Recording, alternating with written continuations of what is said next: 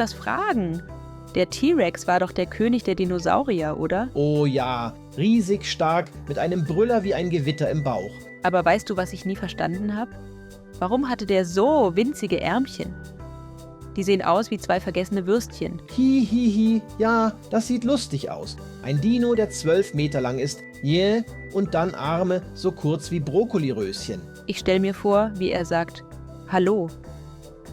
Aber seine Arme kommen nicht mal am Bauch vorbei. Viele denken, die Arme waren nutzlos. Aber weißt du was? Forschende sagen, wenn etwas in der Natur keinen Sinn mehr macht, dann verschwindet es irgendwann.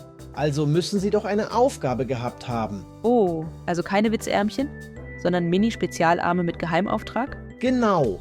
Es gibt 3 spannende Ideen dazu. Die erste, vielleicht hat der T-Rex seine Arme benutzt, um kleinere Beute festzuhalten. Wie beim Kuschelgriff. Ranziehen und festhalten. Ja, seine Arme waren klein, aber mega stark. Die Muskeln konnten ein ganzes Zebra festhalten und die Krallen waren scharf und gebogen, wie 2 Dinohaken. Dann konnte er sich die Beute an die Brust drücken und zack mit dem riesigen Maul zu beißen. Ganz genau. Und Theorie Nummer 2 ist ein bisschen, romantischer. T-Rex verliebt sein? Vielleicht. Einige denken, dass die Männchen die Arme brauchten, um sich bei der Paarung festzuhalten, damit keiner umfällt. Hi, stell dir das vor.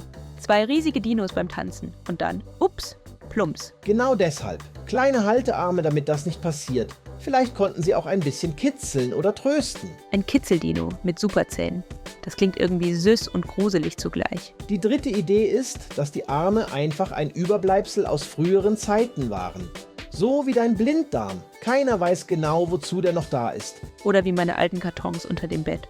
Irgendwann waren sie nützlich, jetzt liegen sie halt da. Hihi, ja, der T-Rex hat sich über die Jahre verändert. Sein Kopf wurde riesig, seine Zähne mega scharf, da brauchte er keine langen Arme mehr. Dann hat er sich gedacht, ach, ich beiß einfach, die Hände kann ich mir sparen. Aber trotzdem, seine Arme waren klein, aber stark, klug eingesetzt und vielleicht sogar romantisch. Also keine Dino-Witzfigur, sondern ein cleverer Sparfuchs mit Muskelwürstchen. Ganz genau.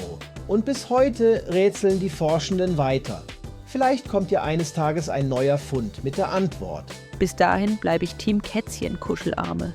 Und der T-Rex bleibt mein Held mit Mini-Ärmchen und Mega-Power. Oh ja, wer braucht schon lange Arme, wenn man das lauteste Brüllen, die stärksten Zähne und das coolste Dino-Lächeln hat?